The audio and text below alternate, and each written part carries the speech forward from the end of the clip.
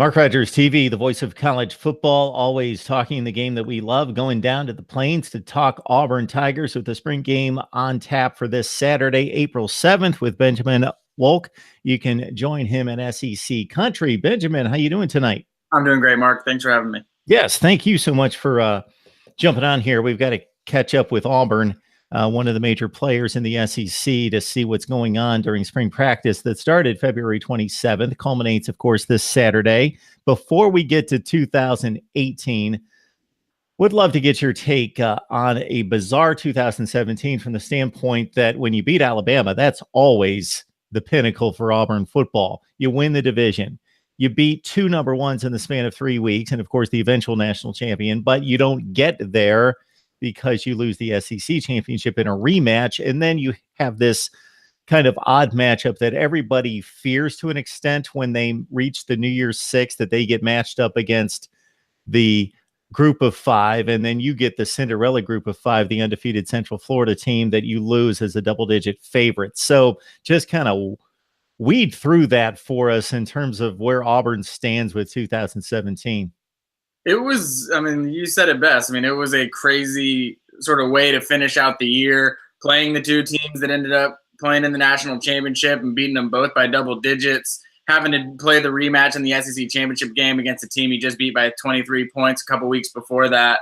And then, like you mentioned, playing UCF, who is one of those teams you just don't want to have to play in those New Year's Six games. I think that the fan base has had trouble sort of processing all of it. What does it mean? Where does Auburn stand? What should their expectations be going into 2018 based off how 2017 ended? It was good enough for Gus Malzahn to get a 7-year contract extension.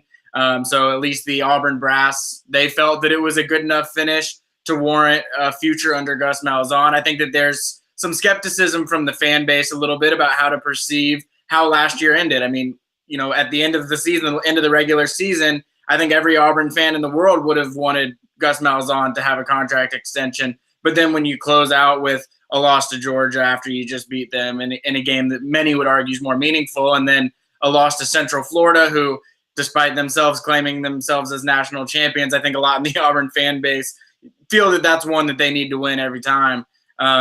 There's some uncertainty, but again, I think that there's a lot of promise going into this 2018 season, and there's a lot of turnover, or not a ton of turnover other than at the running back position going from 2017 to 2018. And I think that's why there's a sense of confidence in the fan base this year. And it could possibly be argued that the season turned with a 7-0 lead in the SEC championship game when Jarrett Stidham went back to pass on third down looking for a 2-touchdown lead and was strip sacked for a fumble that obviously started the Georgia momentum going the other way. So we'll stop right there with Jarrett Stidham. Of course, he came in, and with the debacle that was the Jeremy Johnson experiment, where he looked like he was going to be the next great quarterback at Auburn, that obviously didn't turn out. A couple years later, you get Jarrett Stidham from Baylor. He had semi-proven himself in limited time against decent competition, but he comes in. And what was the assessment of his season, which included 18 touchdowns and 6 interceptions? I'd say the Auburn fan base was pretty thrilled with his performance. This has been, under Gus Malzahn, this has been a clear-cut run-first offense, and that shifted to being a much more balanced approach in 2017. Some of that might have been Jarrett Stidham. Some of that might have been the incoming of offensive coordinator Chip Lindsey.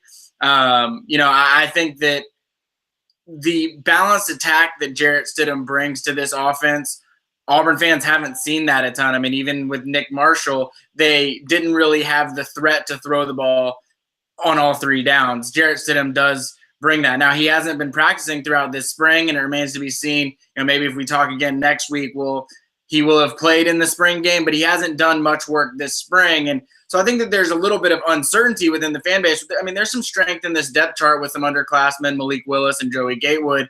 There's some people in the fan base who have been questioning whether or not, Jarrett Stidham is definitely the guy. But I think from the coach's perspective, they were more than pleased with what they got out of Jarrett Stidham in 2017, and they expect to see a jump here in 2018. We're talking Auburn football with Benjamin Walk. You can catch him on SEC Country right there with Auburn football coverage. The spring game coming up on April 7th. So you mentioned the best friend of a quarterback, Jarrett Stidham, would be the running game that has been staunch for the past 2 years. And those two guys move on to the NFL. The monster 2 years ago, Cam Petway, and the monster in a different way, a more explosive back in Kerryon Johnson this past season with almost 1,400 yards and 20 total touchdowns, as he was also effective out of the backfield as a pass catcher. So it's wide open in regards to who's going to be that guy or the group of guys. What are we hearing out of spring practice in regards to who's showing up? Well, Gus Malzahn has a track record of just, running one guy. I mean, last year, Kerryon Johnson was running it 30 times a game by the end of the season. Cameron Petway in a similar boat in 2016. I think that if there were to be a year for Gus Malzahn to use a committee approach, this would be the year. Now, whether or not that happens, that's probably something that's a lot of times decided on game day, as Gus Malzahn and to an extent Chip Lindsey are deciding how much to work these backs. I think there's really 3 guys that are going to be included in that running back discussion this year. I mean, it's a wide open competition to 4 or 5 guys in the depth chart, but really I see Cam Martin, who got some touches last year, originally at Baylor from Texas. Was originally committed to Baylor and showed up at Auburn late. He's an undersized back, but he has experience in this Auburn offense, and he has an explosive element to him that not many other guys in the conference are going to have. I just don't see him really being a 30-touch type of guy. So if Auburn plans to use him effectively in this offense, I would expect him to get maybe 10 or so touches a game, use him similarly to how Auburn used Ontario McCaleb back in the day. And then they would either go with an approach of Jatarvius Whitlow, who will be a redshirt freshman, who was a low-rated guy coming out of high school, but he really looks like an SEC running back. And then Asa Martin is the incoming freshman. He was, Mr. Football in the state of Alabama last year, chose Auburn over Alabama. He'll be a true freshman. Gus Malzahn hasn't used true freshmen a ton at the running back position since he's been at Auburn. But if he were to do it, Asa Martin might be the guy. I mean, I kind of think that this will be the year that Gus Malzahn sort of, takes that committee approach at running back, which he has sort of, not wanted to do in recent years. Getting everyone set for the spring game, April 7th on the Plains. Auburn football with the Tigers going to spring practice on February 27th and culminating this Saturday. We've got Benjamin Walk from SEC Country on the line to break down the Tigers and really give us an overall assessment before we watch the boys on the field for the first time in quite a while since that Peach Bowl loss to Central Florida. So I see that there are a number of impact players, number ones, who are sitting out spring practice. Any concern there? I mean, injuries, unfortunately for Auburn, have sort of dominated the storylines of this spring. I mean, Will Hastings going down with an ACL injury, Eli Stove going down with an ACL injury. Those are 2 big hits at the wide receiver position for Auburn. You had Daquan Newkirk, who was an incoming junior college prospect, a defensive lineman that was going to add a lot of depth. If there's one position that Auburn sits fairly comfortably at in the 2018 season, it's definitely along the defensive line, but still, those are some injuries that they wanted to avoid. I mean, I think the main concern for Auburn at this point are those 2 wide receiver injuries to Eli Stove and to Will Hastings.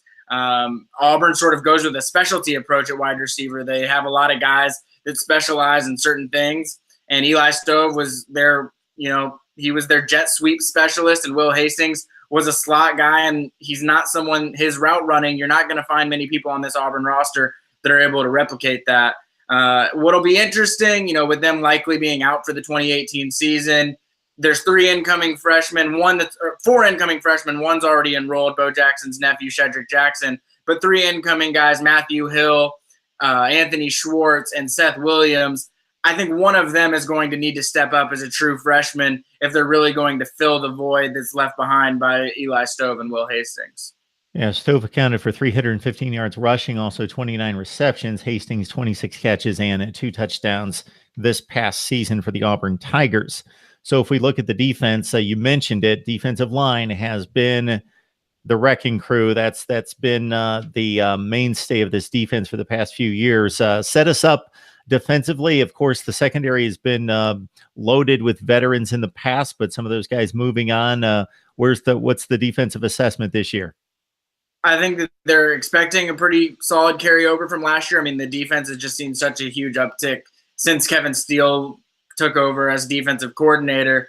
That defensive front is really what's going to carry Auburn this year, though. I mean, along the defensive line, they've got multiple guys that could really leave after the 2018 season, leave early for the NFL draft. Derek Brown, Marlon Davidson, Nick Coe. I mean, all of those guys have NFL futures. They've got a couple of seniors, staples to the defensive line on the interior, Andrew Williams and Dontavius Russell. I mean, I think that those are, while they don't necessarily have the star power or the pop of a guy like Derek Brown, Marlon Davidson, or Nick Coe, they've been around for a long time, and they've sort of taken on that senior leadership role on this defensive line. And then you've got some of these young guns who have not had a ton of opportunity just because of how deep this defensive line has been the last couple of years. But TD Moultrie and Big Cat Bryant are a couple of guys who are going to be the buck edge rusher in this Auburn defense. And, you know, Auburn's had a lot of success the last couple of years with Carl Lawson and then Jeff Holland. TD Moultrie is likely going to step right in behind and fill that role pretty well. So that defensive front, and then you look at the linebackers. I mean, they've got three senior linebackers with Deshaun Davis, Montavious Atkinson, and Darrell Williams. The defensive front, I mean, that front seven is going to be what carries Auburn throughout this season, at least on the defensive side of the ball. Because like you mentioned, they lost some pieces in the secondary at safety with Stephen Roberts and Trey Matthews. They lost Carlton Davis at cornerback. So there's some defensive back vacancies. But, you know, generally if that defensive front is as strong as it is for Auburn, at least through the first couple weeks of the season, you can work through some of those defensive back issues you might have. Yeah, Carlton Davis, of course, for the past few years, considered not just one of the best in the SEC, but one of the best in the nation. Deshaun Davis, as you mentioned, stalwart at linebacker, led the team with 82 tackles, 7 for loss, and 4 sacks. All right, what's going to make you feel better, Benjamin, about the Auburn Tigers going into 2018 and really August camp based on what you see this Saturday? What are you looking for? I think it's got to be the running back position. I mean, obviously, running back's never a huge concern at Auburn. They've had a lot of issues in the past. I mean, you just look at 2 off seasons ago. Rock Thomas transferred. Javon Robinson was dismissed. Peyton Barber left maybe a little earlier for the NFL than he should have. And there were these huge concerns about what Auburn was going to do. They ended up finding Cameron Petway, who had really been on the roster as an H-back for most of his time at Auburn in the past. He has a 1,000-yard season. The next season, Cameron Petway is injured really from January on, and Kerryon Johnson finally steps up. So Auburn tends to work through these running back issues pretty well, but there's just a lot of uncertainty in this running back depth chart, and I think that on Saturday it's going to be a very run-heavy offense, especially if Jarrett Stidham's not playing. I mean, Malik Willis and Joey Gatewood at quarterback, lower, down the depth chart, they're more run-first type of guys as is. So I expect this to be a run-heavy scrimmage, and they're trying to figure out who their number 1 guy is at running back and really maybe who their number 2 guy is at running back as well. And I think what they see on Saturday, it'll be their 3rd scrimmage of the spring. I think that they'll really have a good idea of what they want to do starting at running back going into the fall.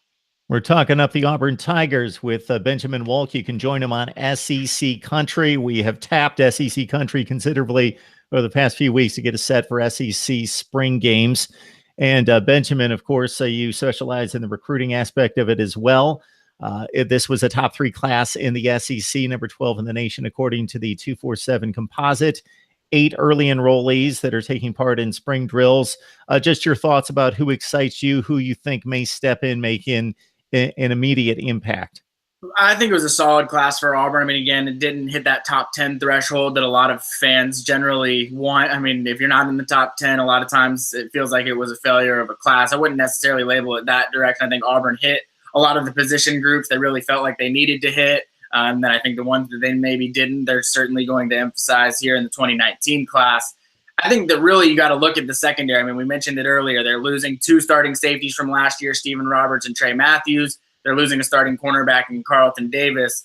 They had a lot. I mean, they emphasized big time the secondary in the 2018 cycle. And I think Smoke Monday, Jamie and Sherwood, those are a couple of safeties from the 2018 class that they may have to be starting day 1 for Auburn. They've both impressed a lot this spring, enough so that they have been participating in first-team reps some throughout the spring. And then at cornerback, Christian Tutt from Georgia. Auburn picked him out of the state of Georgia. He was a highly recruited guy, 4-star, was a 5-star at one point throughout his recruitment and sort of dropped off a little bit throughout the course of his recruitment. I think it was somewhat of a size concern, but Auburn really never wavered in the recruitment of him. They landed him, and now he's someone that has also been getting first-team reps at cornerback. So I think that how those guys play, Smoke Monday, Jamie Sherwood, and Christian Tutt, will really dictate what this Auburn secondary looks like in the 2018 season. And Saturday will really be the first time that Auburn fans and really media, because we haven't gotten a chance to see scrimmages so far this year, just practices. It'll be a good idea for us to see where they're really at in their progression. Benjamin, you know better than anyone else. People love recruiting. They can't get enough of it. They almost care more about the recruiting rankings than the actual rankings during the season. We got Benjamin Wolk on the line from SEC Country, so we're going to look ahead to 2019. According to the current commitment board for the Auburn Tigers in 2019, we've got Bo Nix, a dual threat quarterback, rated number 1 at his position. George Pickens, he's a wide receiver out of Hoover, Alabama, top 25 player at his position. Your thoughts about whether it be these guys or other targets out there that Auburn's zeroing in on? I mean, couldn't have really started with a better foundation. There might be some concern there. There's only 2 guys committed, and we're already in April. But I think that Auburn's really happy with the foundation that they have. Bo Nix is the only quarterback they offered in the 2019 class. He's an Auburn legacy. His dad played for Auburn in 1993, undefeated season. There's certainly a reputation there, and getting him in the class early in January this year, they really expect to set the stage for what happens down the line with this 2019 class. He's a state champion. They went 14-0 last year. He really had an impressive season as a junior. His dad is his high school coach, and he was someone that was sort of hand delivered to Auburn, but they're obviously thrilled that he ended up in this class.